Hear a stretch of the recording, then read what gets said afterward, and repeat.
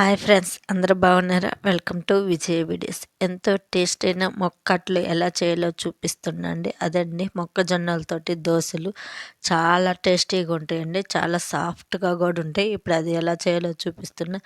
దానికోసం నేను ఇలా ఒక మొక్కజొన్న కండి తీసుకున్నాండి. పైన ఆ రేకులన్నీ తీసేసి లోపల పీసు కూడా తీసి మొక్కజొన్న గింజలు ఒలుస్తున్నాను. చాలా ఈజీగా ఎలా వలవాలో కూడా చూపిస్తున్నాను. మొక్కజొన్న గింజల్ని పైన కొంచెంగా ఇలా గోళ్ళతో 2 గింజలు తీయాలండి. అలా తీసినాక కొంచెం గ్యాప్ వస్తుంది. ఆ గ్యాప్లో నుంచి స్ట్రైట్గా ఉండే లైన్లతో ఉండే గింజల్ని వేళ్ళతోటి కొంచెం గట్టిగా ప్రెస్ చేస్తూ తీయాలండి. ఇలా తీస్తే చాలా ఈజీగా గింజలన్నీ వస్తాయండి. పైనుండి కిందికే తీయాలండి, అప్పుడే ఈజీగా వస్తాయి. ఇలా పొడుగ్గా ఉండేవి మాత్రమే తీయాలండి, అప్పుడే వస్తాయి మంచిగా. లేదు ఇలా అడ్డంగా ఉండే గింజల్ని తీయాలంటే కష్టమవుతుందండి. ఒక్కొక్కటిగా తీయాలి. మీకు వీడియోలో చూస్తుంటేనే అర్థమవుతుందండి. ఇలా అడ్డంగా ఉండే తీయాలంటే ఎంత కష్టంగా అనిపిస్తుందో. అలా కాకుండా ఇలా స్ట్రైట్గా ఉండే లైన్ల దగ్గర వేళ్ళతోటి కాస్త గట్టిగా ప్రెస్ చేస్తే అన్నీ ఈజీగా వస్తాయండి. ఈ విధంగా ఈజీగా మొక్కజొన్న ఇలా వలుచుకున్నాం అనుకో ఎన్ని కండీలైనా ఈజీగా తీయొచ్చు అండి. చాలా సులభంగా ఇలా గింజలన్నీ వలుచుకొని ఒక ప్లేట్లోకి తీసుకోండి.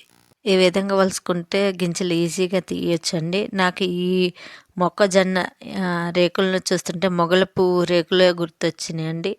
మీలో ఎవరైనా మొగల పువ్వు చూస్తుంటే నాకు కామెంట్స్ పెట్టండి. చాలా సువాసన వస్తుంటాయండి. దాని రేకులు కూడా ఈ విధంగా ఉంటాయి, పువ్వు కూడా ఇలానే ఉంటుందండి. నాకు అదే గుర్తొచ్చింది దీన్ని చూసినప్పుడు.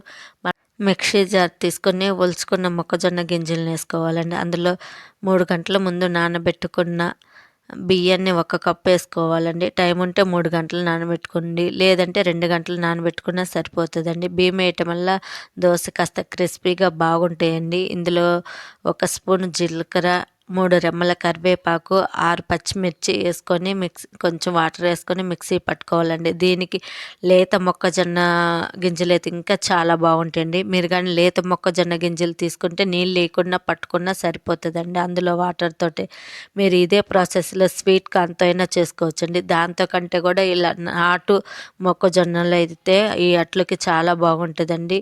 అందులో రుచికి తగినంత ఉప్పు వేసుకొని కలుపుకొని ప్యాన్ హీట్ ఎక్కినాక కాస్త దోశలాగా వేసుకోవాలండి. మరీ పల్చగా కాదు, అట్లనే మందంగా కాదండి. ఈ విధంగా మీడియంగా వేసుకుంటే ఈ అట్లు చాలా బాగుంటాయండి.